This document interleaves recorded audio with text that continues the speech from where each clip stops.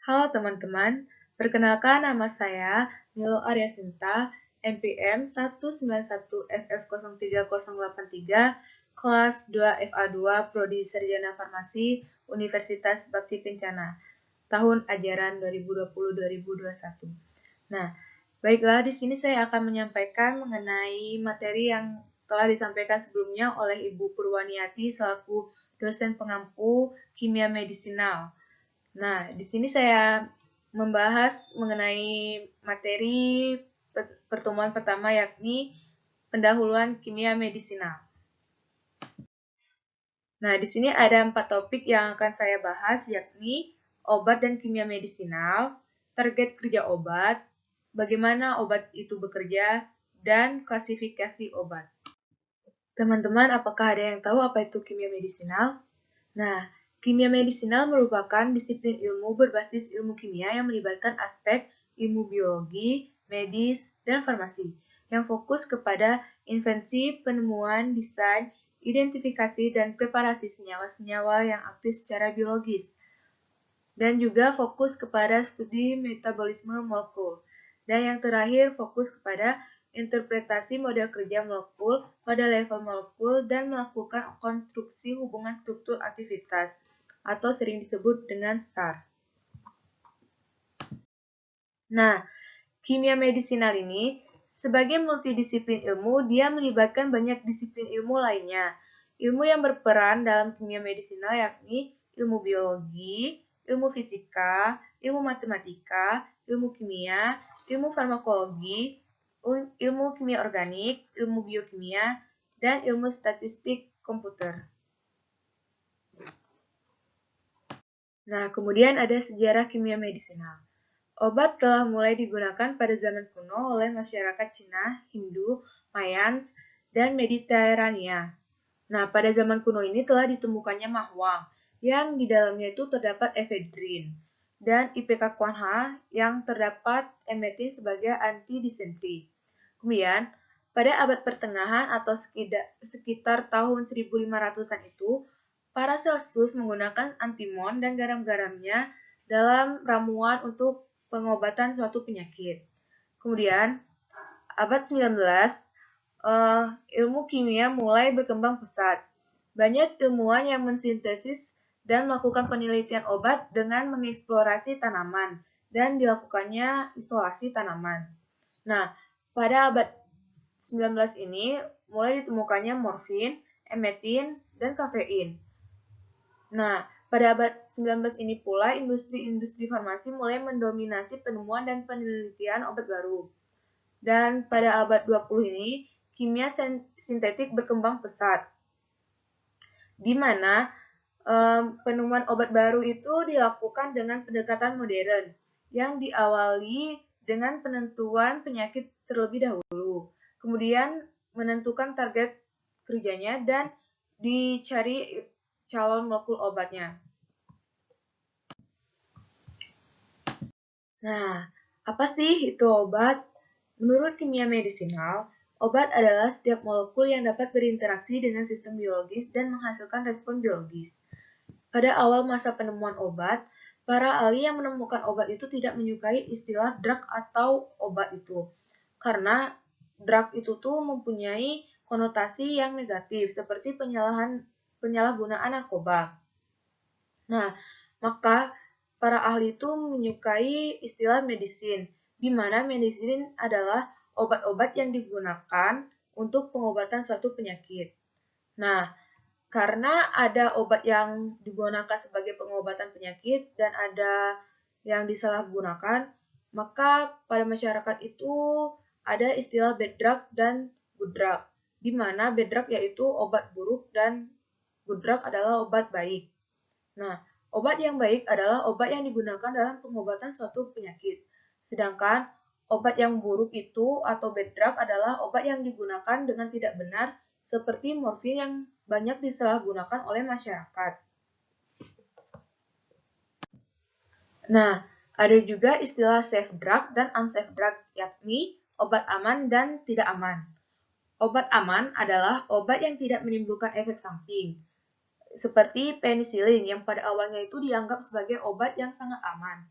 Tetapi seiring berjalannya waktu, kita mempertanyakan, apakah ada obat yang benar-benar aman? Nah, ternyata tidak ada obat yang benar-benar aman, yang tidak menimbulkan efek samping.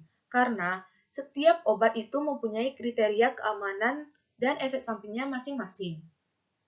Maka, dapat kita simpulkan bahwa tidak ada obat yang benar-benar aman dan tidak ada obat yang benar-benar baik.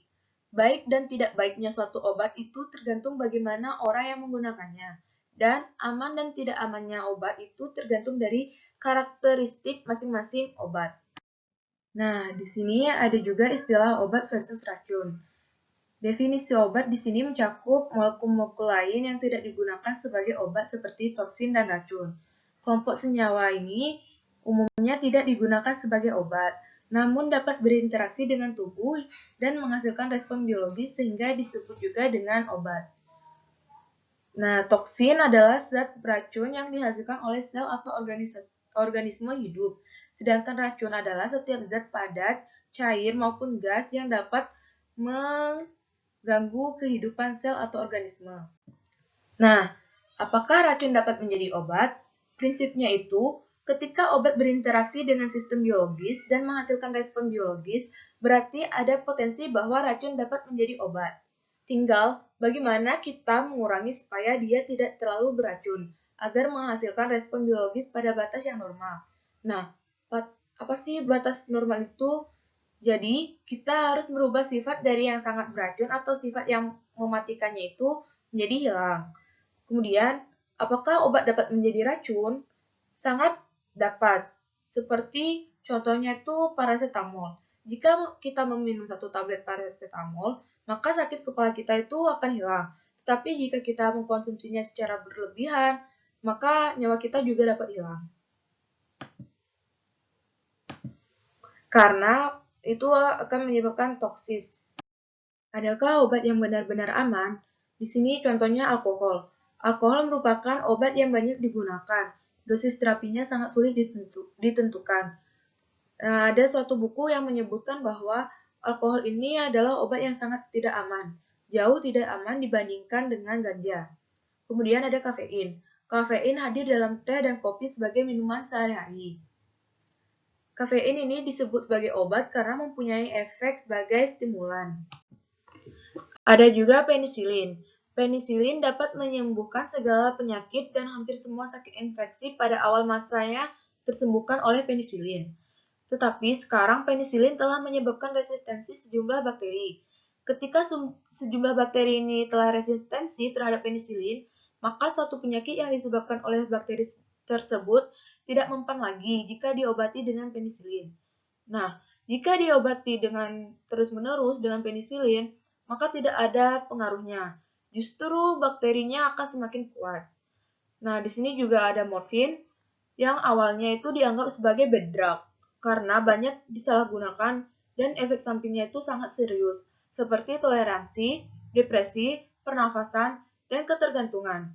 Tetapi pada kondisi tertentu, morfin dapat digunakan sebagai penolong pada orang yang kesakitannya tingkat tinggi, karena morfin mempunyai analgetik. Nah, ada juga arsenik. Arsen ini merupakan zat yang sangat beracun. Namun, turunan senyawanya ini dapat berguna sebagai anti kanker dan anti protozoa. Kemudian ada bisa ular. Nah, bisa ular ini juga sangat beracun, namun dapat menjadi titik awal penemuan AC inhibitor.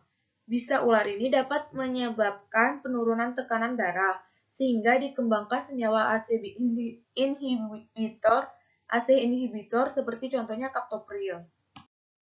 Selanjutnya yaitu kerja obat. Obat dapat menghasilkan efek jika terjadi interaksi dengan target kerjanya.